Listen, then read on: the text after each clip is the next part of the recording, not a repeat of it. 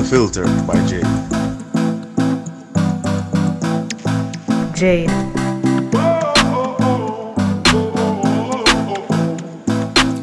Welcome to the Unfiltered by Jade, where we educate, empower, and entertain. Feel free to like, share, subscribe, download, donate, and make everybody know about this.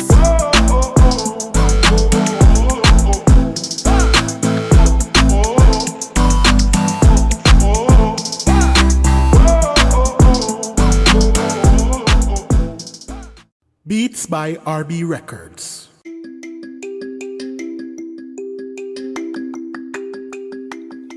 Shopping assistance, your style, your budget.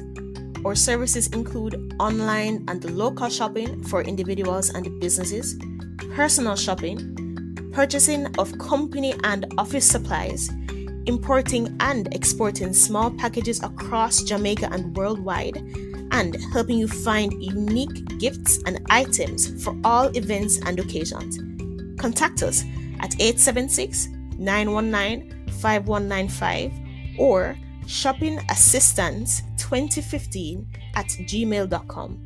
Shopping Assistance, your style, your budget.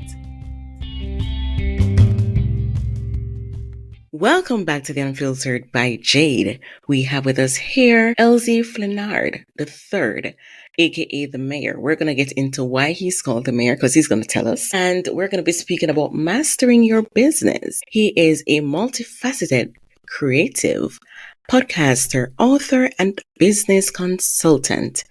Hi, Elzie. How are you? I am fantastic, Jade. How are you? I am great. I'm excited and I'm ready to get into our conversation. Yes, me too. Can't wait. All right, so let's talk about the mayor. Why are you the mayor? So, as you can imagine, Jade, I get that question a lot. And as much as I want to give this extravagant, big answer, it was really given to me by my marketing coach. We were sitting there talking strategy one day. And he kind of looks at me, stares off into space for a second, which is always dangerous for creative people. And he says, "You know what, Elzie? The way you show up, the way you preside, the way you look out for people, you're the mayor. I'm going to call you the mayor." And so I said, "Oh, okay, great." So I started testing it out and putting it out on social that I was running for mayor of Podcast Town. And my mom calls me one day and she's congratulating me on running for mayor. And I had to tell her that, no, this is a marketing thing. I'm not really running for mayor. And so it was at that moment, Jade, where I realized that this was a thing and I should probably run with it. Yeah. I mean, it will get people's attention. Yes, for sure. It definitely will. So this is based on your personality and how you are in terms of people. Yeah. Which is good. That's good. All right, so we're going to jump into it. How important is having a clear vision and mission statement for long-term success? I think it's critical, right? Because it is very, very, very, with three varies, difficult to accomplish anything unless you first have a vision for what you want to accomplish. And I'll go a step further by saying that you only have to have a vision. Your vision has to be clear. And you have to focus with intention every single day on that vision in order to be successful. So for everything that I built, Journey to Mastering My Podcast, the book, Podcast Town, everything that I've built started with a vision. So it's critically important. It's critically important. So Elzie, is the vision important for us business persons or for our listeners? Like, for instance, a podcast. You have a podcast. Does your listeners know your vision? Is that something you share with them, or is it something that you believe is just for you? Now, that is a great question, Jade. I don't know if my listeners know my vision. Now you've challenged me. Now I'm going to have to make sure that my listeners, viewers know the mission of the show. I mention it, but I don't know that I call it out specifically as this is the vision for the show. So thank you for challenging me there. No problem. I agree. I think your listeners, your viewers should know the vision of the show because they have to understand how the vision helps them get to the next level. When should a business consider scaling, and what financial signs indicate it's the right time? For me, I found in my career, my businesses, that scalability comes when you have what I call flow. Flow is when things happen when they're supposed to happen, by who they're supposed to happen with, and the same way every single time. So there's systems in place where no matter who does it, it gets done. It's excellent. The customer is happy. Then you teach the next person how to do that same thing and you get the same outcome. At that point, when you're no longer directly involved, now you can begin to scale, because the first thing that you're going to need in order to scale is you're going to need a team. I promise you, if you're listening to this podcast, if you try to scale before you have systems in place, it is a recipe for disaster. So first step, have systems in place, your standard operating procedures or SOPs, and tie that to your outcomes so that you know that no matter who does this role or this task, that it gets done well. That's when you know it's time to start thinking about scaling. In terms of the numbers, is you want to look at the output of the activity. Is it a revenue generating activity or is it a brand building activity? You don't want to scale off of brand building because you'll go broke. You want to make sure that you're scaling on top of tasks or things or systems that make the business money. My rule of thumb is I like 40 to 50%. Every business doesn't have margins as large as that.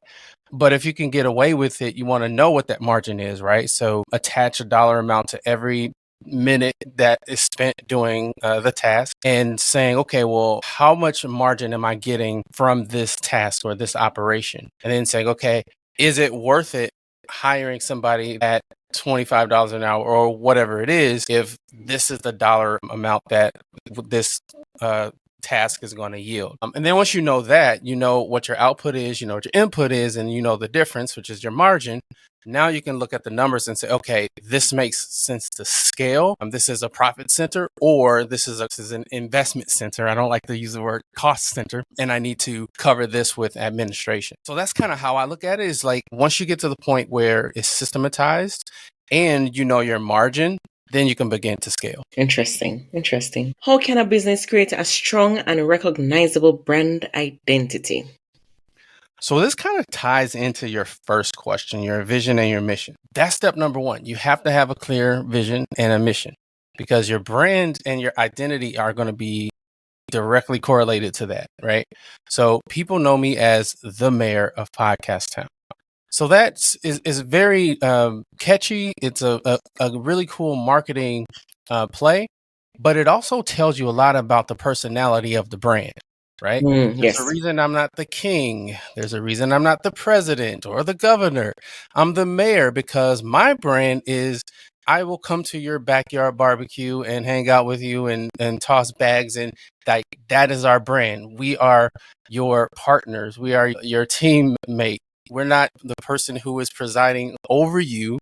We're helping you grow your business alongside you. And so that's what the mayor represents. And when people meet me, they say, okay, I get it. I get it why you're the mayor. I get Podcast Town, and I get why you call your clients residents. I understand, because that is the brand. That should carry over into everything else that you do. When you show up on social, when you show up on TV, in movies, or wherever your brand shows up, that identity follows you. So it's critically important that you get that part right, because if there's a mismatch, then you run into trouble when people experience your brand and it doesn't match what you've said your brand is. So question for those persons who, and we're talking about podcasting because it's something that so many people are on these days. So for persons who don't specifically have a niche and they really don't have a clear vision or a mission, because they're talking about everything and anything, what would you say to those persons who also, you see yourself as a mayor, who they see themselves as a mayor, resident, president, everything? What would you say to those people? Well, if I can be completely honest with you, Jade, I would say stop serving or trying to serve everybody, because I know that if you try to serve everybody, you're going to end up serving nobody.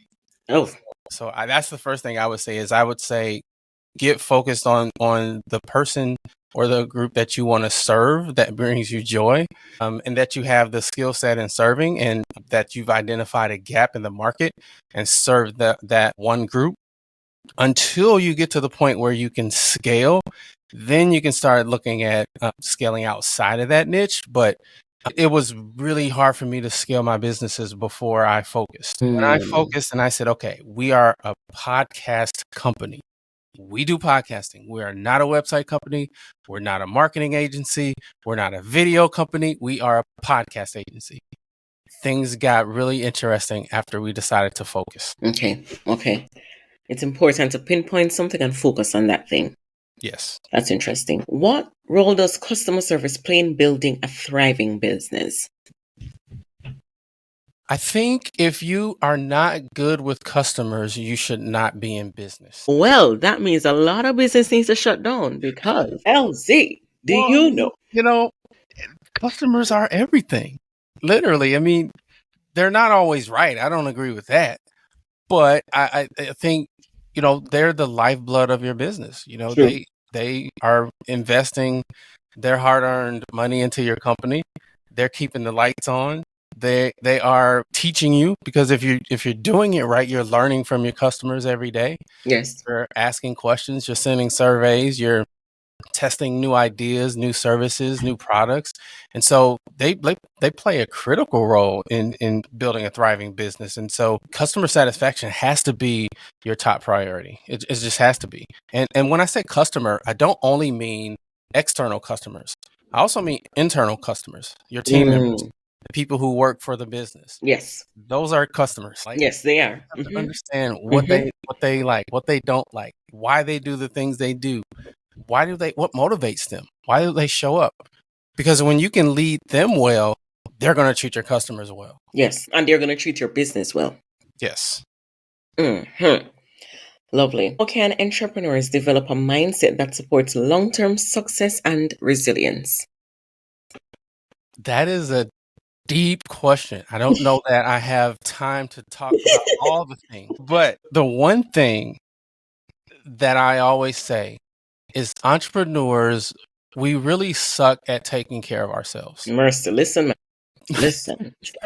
We're just really, really bad at it. We take care of everybody else, and we just got through talking about customers and internal customers. And take care of you. Make sure that your mental, social, spiritual, emotional, physical self is intact, because I guarantee you, if it is not, if any one of those 5 areas or aspects of you is waning or missing, you will not show up as your as your best possible self. It's just impossible. So I would say turn that internally and say, focus on you, and everything else will work itself out. Focus on you and everything else will work itself out. That's good. And for people who are saying they don't have the time, make the time. You have to make the time. Even if it's 5 minutes, to just stop and breathe, make the time. Yes. Yes. Is there anything else that you want to leave with the listeners, Elzie? I guess the biggest thing I want to leave with the listeners is, if you're listening to this, you're an entrepreneur. I know this season that we're in right now can be overwhelming. There's a lot going on in the market, a lot going on in business. There's a lot going on in life. And I just want to say that the sun will come up in the morning. Do what gives you joy. And don't carry the stresses and the burdens of yesterday into today. Move forward with hope, with faith, with passion, and with service. I agree with that. Not only know the vision and the mission and the purpose for your business, but know it for yourself. Yes. That will carry a long way. I'm leaving that with you too. Yeah. So I want to thank you so much for being on the podcast and even sharing your wealth of knowledge, Mr. Mayor. Well, thank you so much for having me. This was fun. It went by way too fast. I should invite myself back. I think you should. Yes, I really think you should invite yourself. So I want to thank you so much for sharing. And I want to thank you so much to my listeners for continuing to listen and support The Unfiltered by Jade. Thank you.